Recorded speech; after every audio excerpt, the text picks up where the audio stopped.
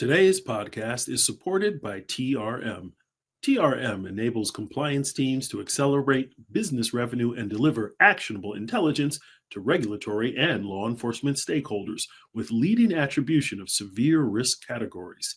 Request a free trial today at trmlabs.com.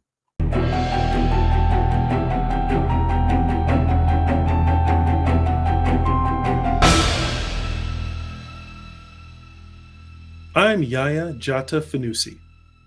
During the course of Designated, I've talked to many financial crime fighters, people who are on the front lines of anti-money laundering.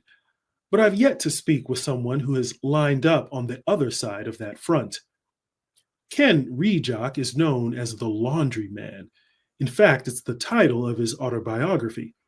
In the 1980s, Ken was a young Miami lawyer who found himself acting as a middleman between Colombian drug cartels and their expanding U.S. network, helping to launder illicit funds gained from flooding cocaine onto America's streets. It was the days of Miami Vice, but it was no TV show for Ken. By his account, he ended up cleaning about $200 million in drug cash, all while jetting to the Caribbean and back via private jet.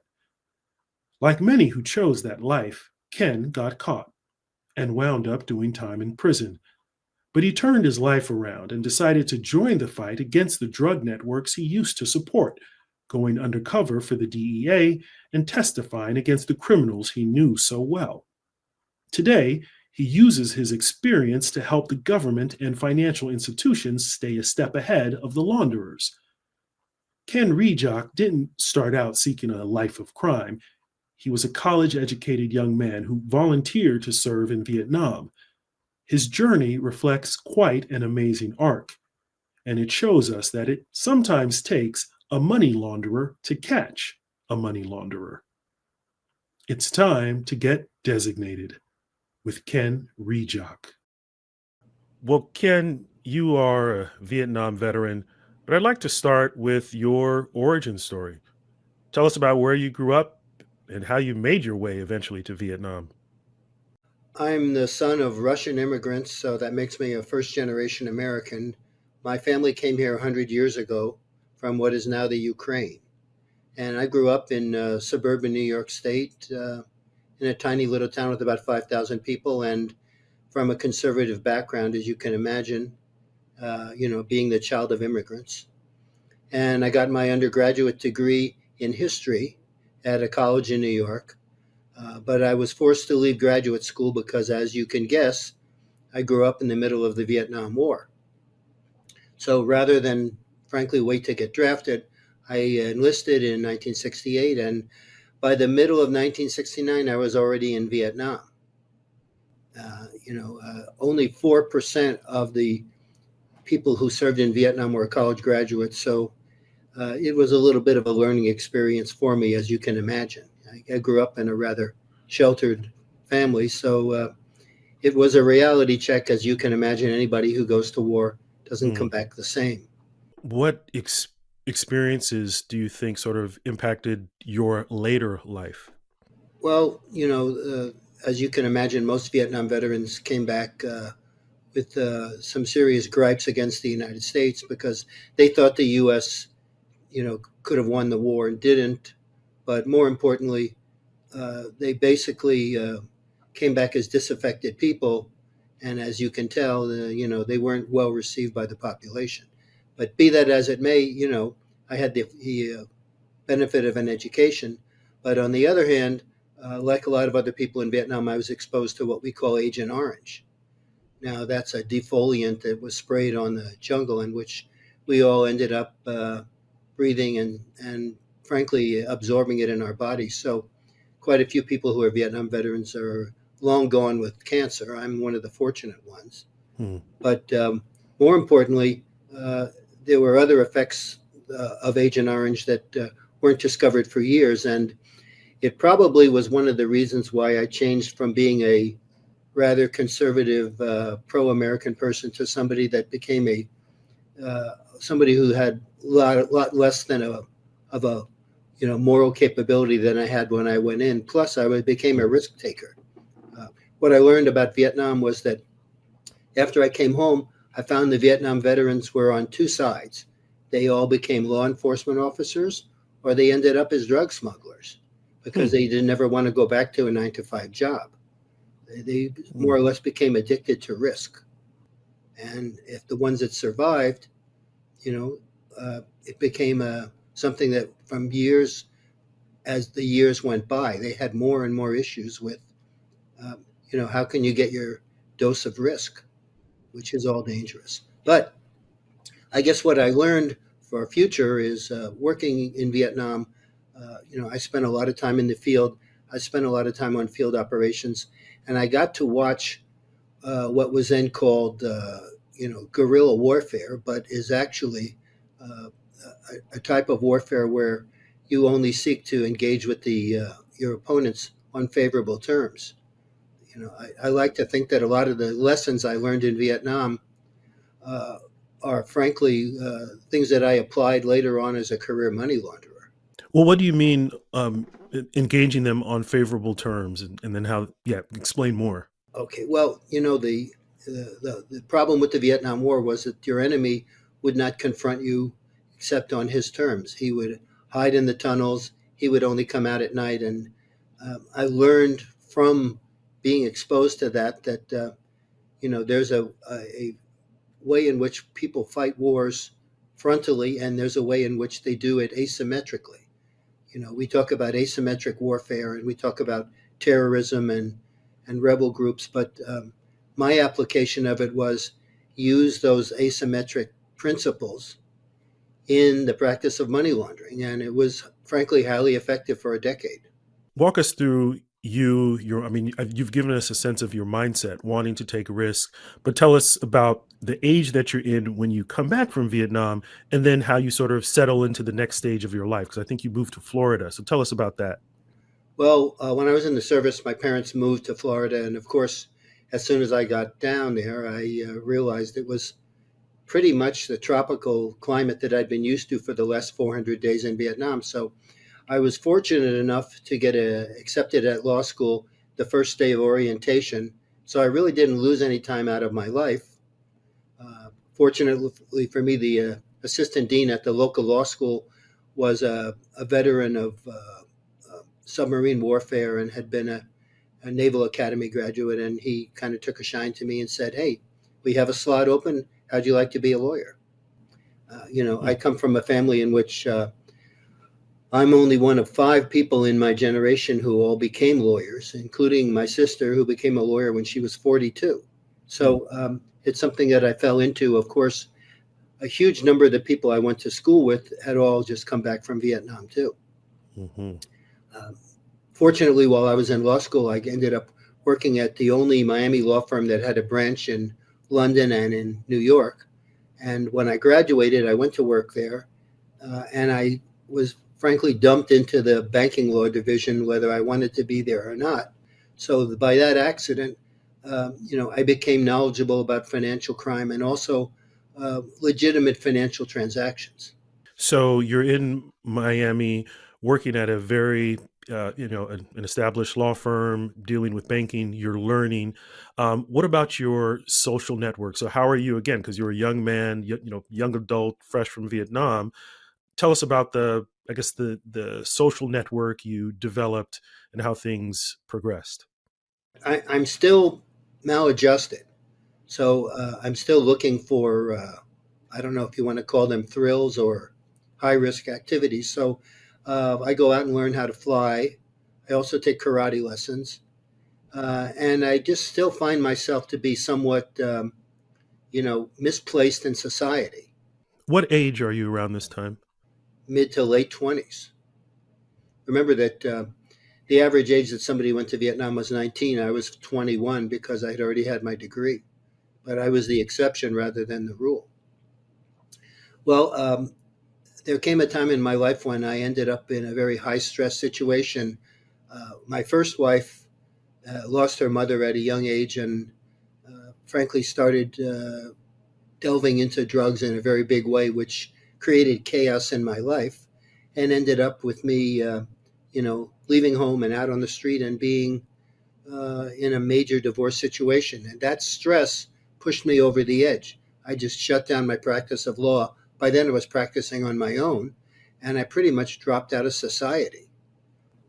And I happened to run into two young ladies who lived in my building and who worked at a bar, and which moved me into a totally different world because this is Miami in 1979, 1980. This is the height of the Miami Vice years. So I moved from being a normal married individual with a professional job to not working and all of a sudden being out there on the party circuit. And you can only imagine that it was, Mm. anything goes. Yeah. So, yeah, you mean remember Miami Vice? I'm sure some in our audience remember it. Um, a pretty wild time. Miami, a very sort of vibrant city with a lot to get into. So, tell us more how things progressed for you. Well, what happened was, the turning point was one of the young ladies that I was living with was in a motorcycle accident in Ohio in a race and had to go stay with a friend who lived in Miami's Shenandoah district, which is a Latino district near downtown. And of course, I went over to meet her and visit with her because she's there with a broken leg. And I meet this guy. It's like looking at myself. He's the owner of this house. He's from St. Louis, but he grew up in Cuba as the son of missionaries. So he's not only bilingual, he's bicultural, and he's a Spanish teacher. But we're 2 days apart in age. He also was in Vietnam. His service was with the Marines. And we take an instant liking to one another because remember, I'm a new bachelor and he's a single guy and he has a lot of parties. So a couple months later, when I'm looking for a place to stay, he lets me move into his house, of which he's the only resident. And things are great for about 3 days until one night in the middle of the night, there's a knock on the door, and some people in suits come in the front door with suitcases, what you and I would call trial briefcases, and they're in from California. And I have no idea what they're doing there or who they are. I go back to bed. Then a few minutes later, there's a knock on the back door, and that's a bunch of Colombians come in the door with satchels. So what have I got myself into? I happen to be living in a house with somebody who's a broker of illicit substances, Hmm. who's the bridge between Colombians smuggling drugs into the United States and Americans and Canadians who are taking it from them and wholesaling and retailing it around North America. So I lived in that house for 6 months and I got probably the functional equivalent of an MBA in drug trafficking Hmm. because I met everybody. I met everybody in that whole world, the wholesalers, the distributors, the transporters, the professionals that surround them and advise them. And by the time I decided to get out of there, I had picked up a whole new circle of friends. So I went back to work as a lawyer, and they all started coming to my law office because remember, I'm a civil practitioner, and they asked me for all the usual services. I want to form a corporation, I'm selling my plane, I'm buying a business, I'm involved in a real estate transaction. And these are all legitimate things that lawyers do. But remember what all these people do for a living. They're all in the cocaine or marijuana trafficking business. So I am now facilitating what they're doing. I guess you'd say, don't ask, don't tell. But having grown up in the 60s and always believing that marijuana was a drug which really should be decriminalized didn't bother me. But then one day somebody comes in the office and they ask me a question that I can't answer. They say, listen, I need to launder $6 million in marijuana profits. Can you help me? Well, that was kind of like a period in which I could have gone either way. I should have thrown him out of the office, but like a lot of ambitious lawyers, I agree to take the matter even though I don't know how to do it. And I then go off on a totally different tangent. So that was a crossroads in your life, in your young professional life. So you decided, and these people knew you. I guess they trusted you by this time. So now you're on a different road. So you've chosen. I'm going to go down this path. I'm going to help you out. What happens from there? Well, I was only experienced on the legitimate side of financial transactions. So, um, I told you there are a bunch of lawyers in my family on all sides of the family, and you can always choose your friends, but you can't choose your relatives. And one of my relatives had kind of grown up doing a lot of things in which most people go to jail for. And he was just now getting out of jail for having stolen $9 million from the Castro government. So, of course, I went to him and got information on where to go in the tax havens, who to talk to, what banks, what lawyers to deal with. And based upon that knowledge, I hired a Learjet up in Fort Lauderdale. I got a bunch of my clients, dressed them all up like bankers, uh, male and female, because what I learned is that in the drug business, it's an equal opportunity employer. If you're bloodthirsty enough to work in it, your sex really doesn't matter. But you have to be with a sole purpose, and that is the success of the mission. Hmm. Well, I completed my first smuggling trip of several $1 million down to the tax havens. I had money put into what are called bearer share accounts. In other words, the corporation that owned the accounts, those shares were only issued to bearer. There was no name on the stock certificates. So it could not be traced back to my clients. And that was the start of a 10-year odyssey of, frankly, moving millions of dollars into the tax havens, uh, only to begin their travel around the world in what the complex method of money laundering consists of. And money laundering consists of three separate and distinct phases. The Mm-hmm. first one is placement. So that's us smuggling the $6 million into a tax haven bank in the Caribbean. Then there's layering. That's moving the money through the banking system around the world so that it can lose its original criminal taint. Why? Well, you don't want to get caught, and you don't want law enforcement to know where the money is.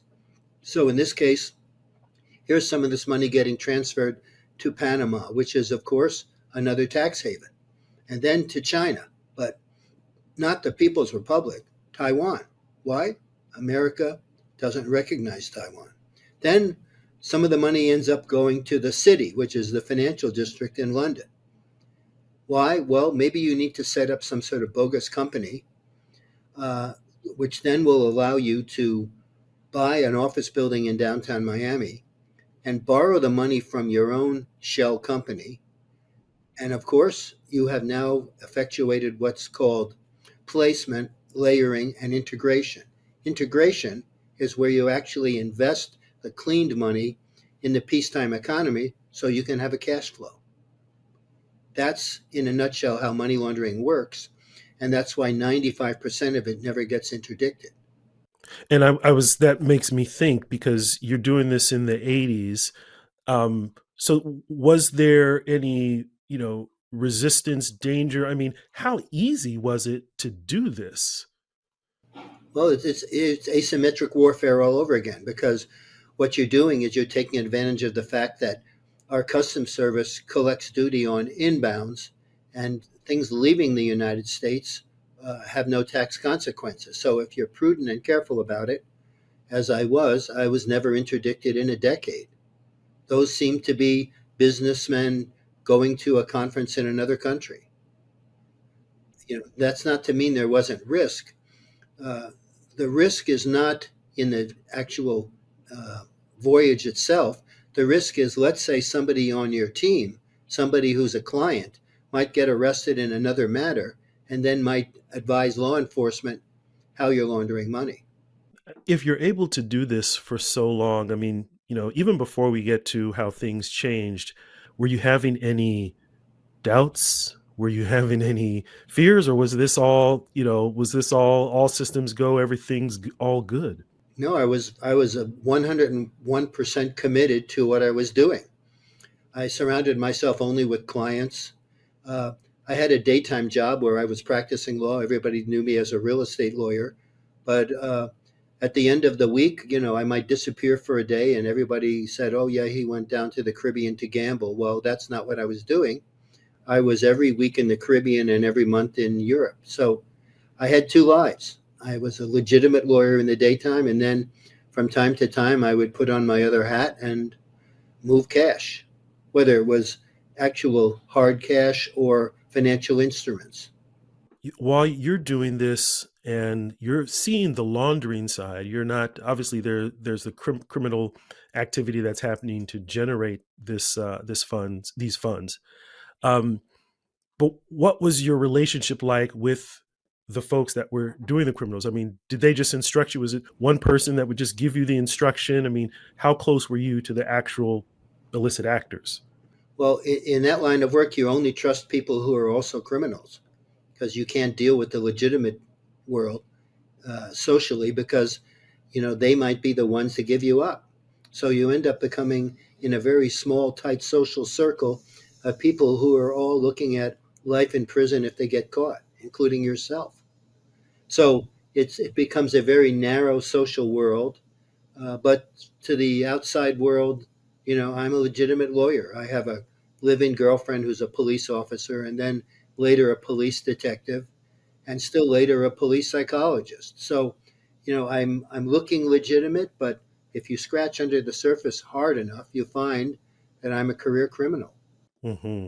I mean, I don't know if this is sensitive, but just because you brought it up, did this person know? So this while they were involved in law enforcement, they were in on it, or they did not know? Oh, absolutely. She had some past relationships with some of the people who were my clients, and she wasn't engaged in crime, but it was, don't ask, don't tell. So this could, I imagine, only last for so long. So what happened to make things change? Well, at the same time that I'm doing this and I'm living this kind of fast lifestyle, I'm also, a major consumer of the drugs that my clients are selling. So my life is, done at the speed of light. But as years go by, you realize that you're not going to live forever and the risk levels keep increasing. And eventually, um, one of my client organizations made about $200 million, and they basically sold their business to one of their lieutenants who made some mistakes. And of course, people start going to jail. Mm. One group of clients fought the case, went to prison, and the kingpins got 3 life sentences. What are the mistakes that these lieutenants made, or what types of mistakes? The mistakes are getting caught smuggling drugs, which is a very zero tolerance occupation. Either you're successful or you're caught.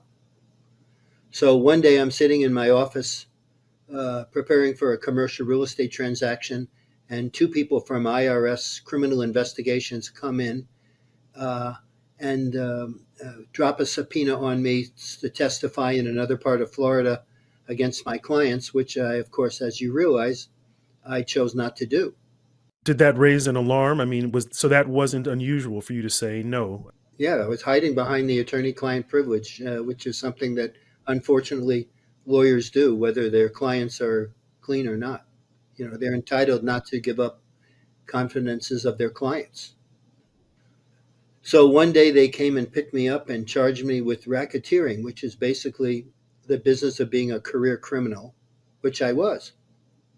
They also charged me with acute tax crime, uh, defrauding the Internal Revenue Service, which of course I was guilty.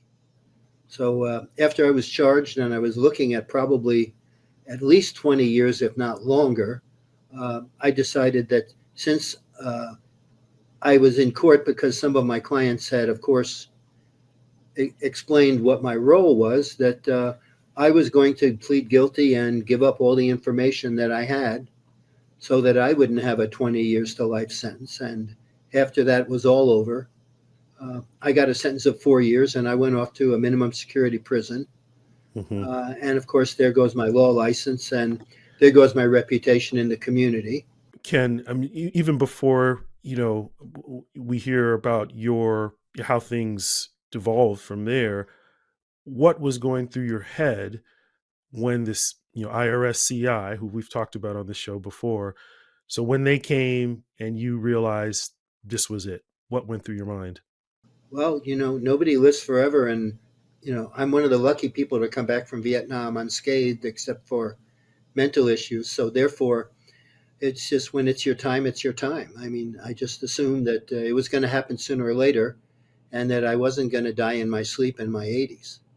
So you basically took it, you almost took it on the chin, and you were ready to deal with what was next. And they sent me to a prison in the middle of an Air Force base. And of course, since I'm ex military, it wasn't anything that was a rude shock or awakening. And remember, I had visited a lot of clients in many different prisons, and it wasn't anything that I couldn't handle. But after I was there for about 6 months, a couple of government figures came in and told me, "Hey, we tried to catch you for 10 years, and you can provide services to us if you want to have your sentence reduced." So I testified against a number of my clients who were responsible for me being there. And the United Mm. States and Switzerland seized a lot of client money. And after 2 years, I was out the door serving less time than I did in the military. So, Ken, was that process of cooperating with law enforcement just simply, them visiting you and then you just telling them what you knew? Oh, no, it was much more complicated than that. I had to be transferred to a local county jail and in somewhat austere conditions and had to make myself available for a period of months. So, it was difficult, but not something I couldn't handle. So was that like a, almost? I mean, we haven't used the word, but right, you became an informant. Even more than that, I testified against my former clients. There wasn't anything hidden about it, but they were responsible for my being there in the first place. And turnabout is fair play.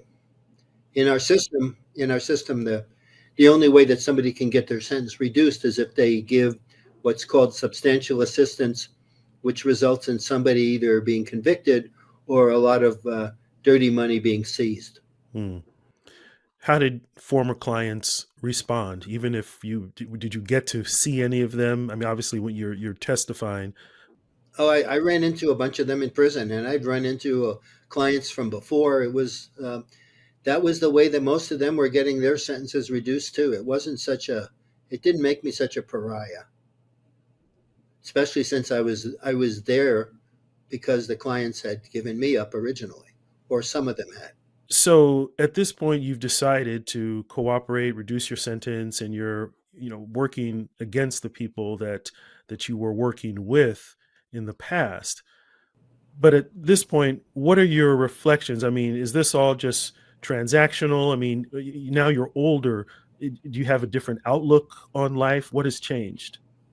Well, the point is that somebody came to me from government and said, "Hey, look at how you got off track. You're a professional, served in Vietnam, and then look at how you wandered off base. So therefore, you need to switch sides and go back to where you started." And they were 100% right. I'd never belonged in that with that group. Uh, if I had never gone to Vietnam, I probably never would have been involved. I probably would have spent my entire life, as a normal, boring, legitimate lawyer in civil practice. But Mhm. I picked up a sort of negative addiction for risk. TRM offers leading blockchain intelligence for AML compliance at financial institutions, crypto businesses, and regulatory organizations alike, with sanction support on 65 blockchains and coverage of more than 70 million digital assets. In a recent customer survey, 85% of users agree that TRM accelerates their work. 92% of users agree that TRM provides actionable intelligence, and 83% of users agree that TRM has provided intelligence they would not otherwise have. See for yourself why customers rave about TRM by requesting a free trial or demo at trmlabs.com. So then how does a risk taker who's gone through so much, right, in your, at this point, 30 plus years of life.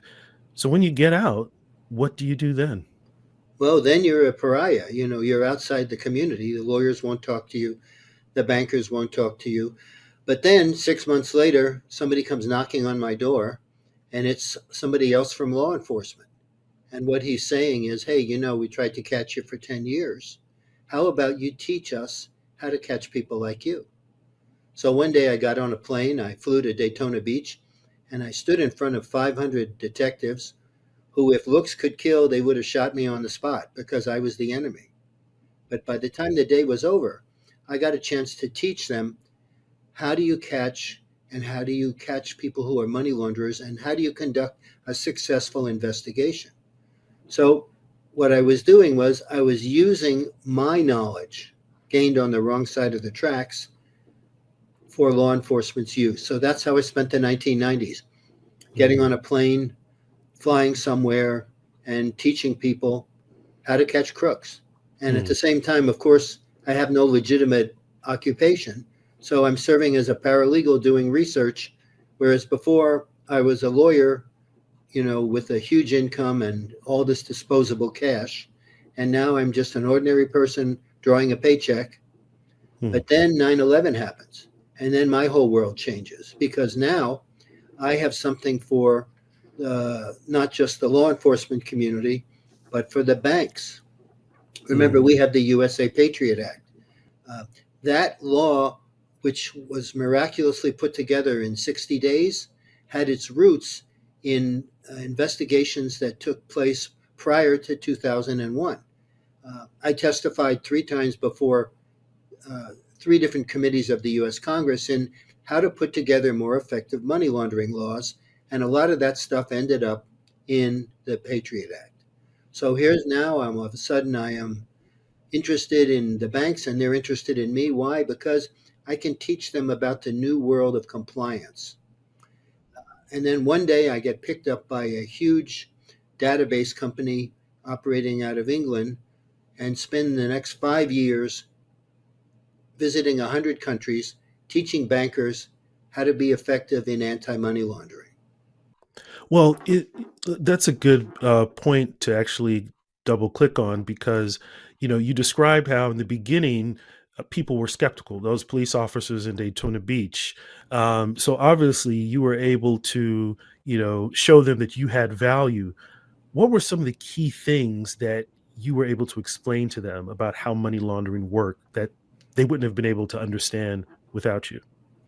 Well, the thing about money laundering is that there are all these inside tips and techniques, what we call tradecraft, these advanced methods, which somebody goes into a legitimate industry and finds a way to manipulate it so that it can be used for money laundering or some other version of financial crime. But that particular technique or method is totally unknown to the public, even to law enforcement.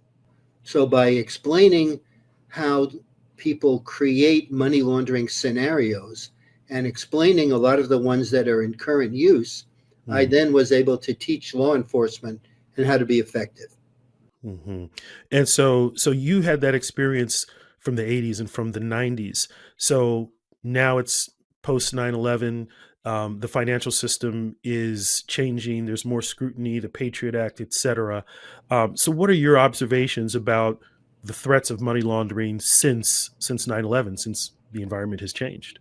Well, before when you wanted to form a corporation in a tax haven, you'd have to get on a plane, fly to some obscure little island, go see a lawyer, and form some corporations. Now you can do it in the privacy of your own office. You can form corporations using the internet.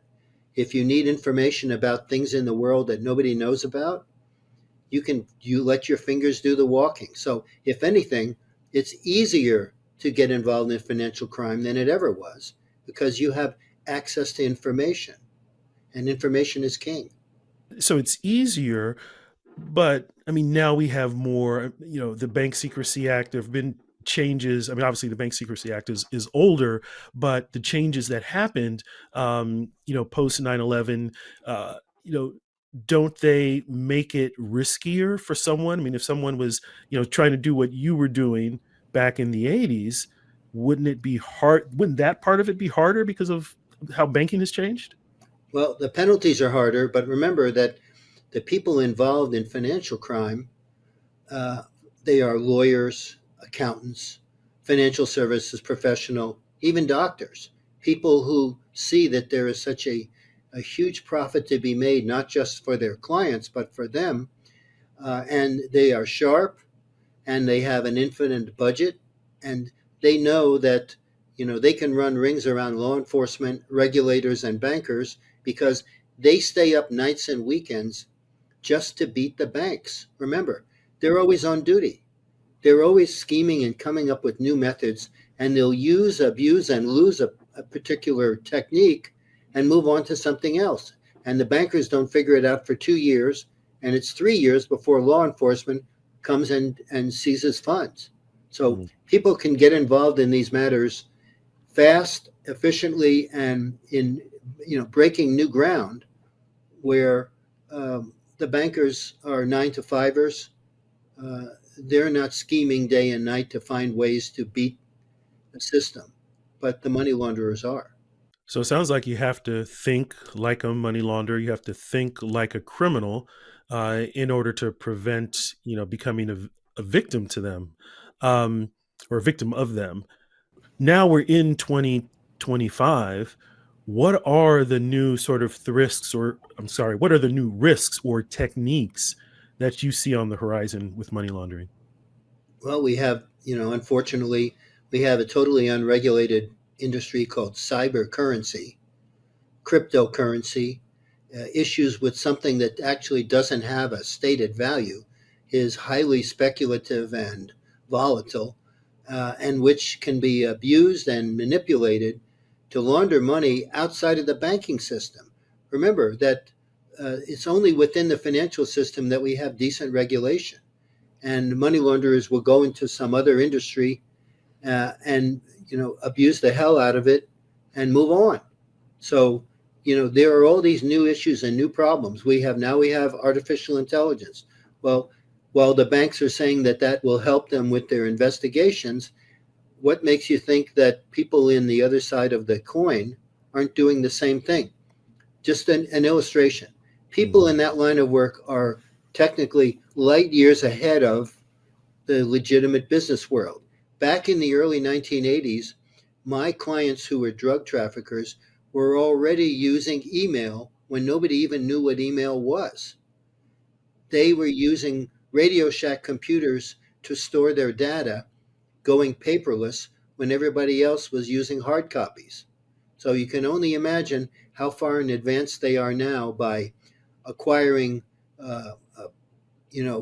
internet assets, internet databases, software, platforms that they could use to, frankly, clean and move money globally in a heartbeat.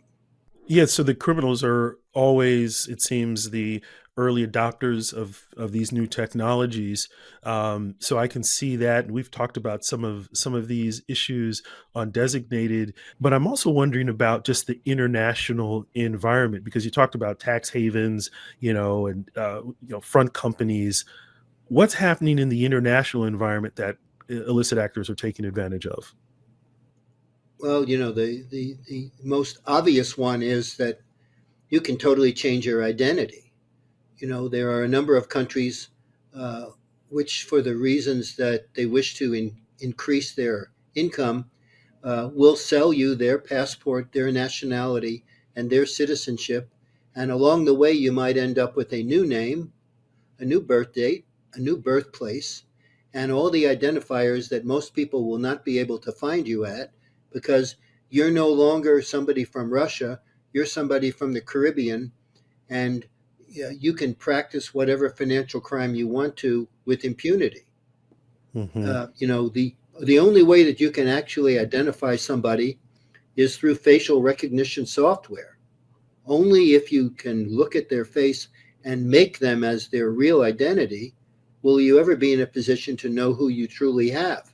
And unfortunately, facial recognition software is still in a process of development, as is AI. So the banks and the financial services community is always behind the eight ball, Hmm. trying to develop new technology while the money launderers are using the flip side of it to commit crimes with impunity. And let's say maybe 95, 98% of money laundering has never been interdicted in real time.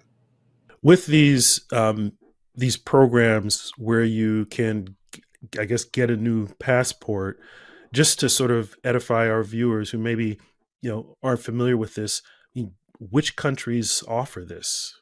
Well, in the Western Hemisphere, 5 countries in the East Caribbean which are St. Kitts, Antigua, Dominica, St. Lucia, and Grenada, all offer passport sales. In Europe, there's the Republic of Malta. There are also some tiny and obscure islands in the Pacific that also offer these things. And these passports allow you visa free entry into Europe and the UK. So that if you're going to commit financial crime, there's your passport to do so. So that's just one method by which money launderers succeed at the expense of the commercial banks. Mhm. And you mentioned artificial intelligence, and I know previously we were talking, and you mentioned something about an AI watchdog. Um, what can you explain what you mean there? Well, the point is that when used properly, you can use artificial intelligence platforms to not only stop bad actors at account opening, but also in the most difficult part when you talk about what's called transaction monitoring. Banks have to ongoing monitor high risk accounts or accounts where a lot of money changes hands. Uh, if you have a sufficiently sophisticated AI monitor, you can then use the program to catch it in real time, whereas otherwise you might not find it for weeks. So AI does have a future and a benefit in anti money laundering. But on the other hand, you should understand that it's all the kinks aren't out yet.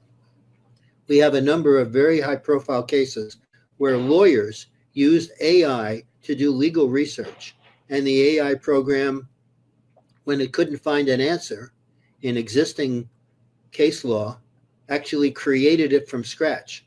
So AI does have vulnerabilities, and you may use AI one day successfully, but the next day it may give you something that legally does not exist.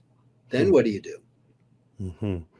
So yeah, there's a lot on the horizon there, both for and against. You have this perspective of living through decades of the money laundering world. You wrote the book The Laundry Man, and I'm wondering if you could tell us, either in that book or just from your experience, I mean, what's the one lesson that you learned that you think financial crime professionals need to understand about money laundering? Well, the point is that you need to be, I guess, what you might call a Renaissance individual. You need to be, not just well educated and well trained, but you need to have a broad based approach on your job. It's not a 9 to 5 job. It's really a calling. It's a career. And if you don't have experience in the business world, if you don't understand a little bit about how regulators work, and you don't know about how law enforcement operates, then you're only dealing with the commercial side of these problems. So anybody who really wants to learn about anti-money laundering and countering the financing of terrorism, they have to, number one, get a liberal arts education. Number two, they need to learn everything they can about the financial system. And number three, they need to learn all these techniques, which don't show up anywhere in the media, Hmm. but which law enforcement sometimes learns about too late. So there's an ongoing education responsibility, and frankly, most people aren't doing it. Hmm. Ken, before I let you go, I want to ask maybe a fun question. You may not have an answer for it, but this is a fun thought. Financial crime, money laundering is often portrayed in movies and TV shows. Is there a movie or a TV show that you think was spot on, that really gets it right, that you would recommend for folks wanting to understand this? Unfortunately, Hollywood glamorizes all this, and if I'm going to draw a parallel, um, the truth about money laundering is like the truth about war. War is periods of absolute boredom interspersed with periods of white knuckle fear. That's what money laundering is all about. It's a lot of routine transactions, but there are times in which your life and your health and your own safety and future and your freedom are at risk. And the question is, uh, can they catch me? Are they going to catch me? Or am I going to be able to get away with it? Am I going to be the one that got away? Or am I going to be the one spending the rest of my life in a really nasty federal prison? So yeah, it's Hmm. it's fear and loathing and it's not glamorous and it's not sophisticated. I mean, you might have all the money in the world, but no time to spend it. You may not ever have a day off because you have extremely demanding clients. And there's always the fear that if you make a mistake and clients lose a lot of money, you could lose your life. So it's not fun and it's not for the faint of heart. Ken's journey exemplifies how the tendency to take risk is a strength that can be used for crime, or conversely, for fighting it. There's an inspirational lesson here. No matter how far down one may fall making bad choices, you always have the choice to reverse course. Most of us won't face such decisions at the crossroads, but we should realize that perhaps every expert money launderer out there, like Ken Rijock, can eventually become Ken Rijock, the anti-money launderer. Redemption sometimes may seem remote, but it's never too late. I'm Yaya Jata Fanusie, and this is Designated on the Illicit Edge Network.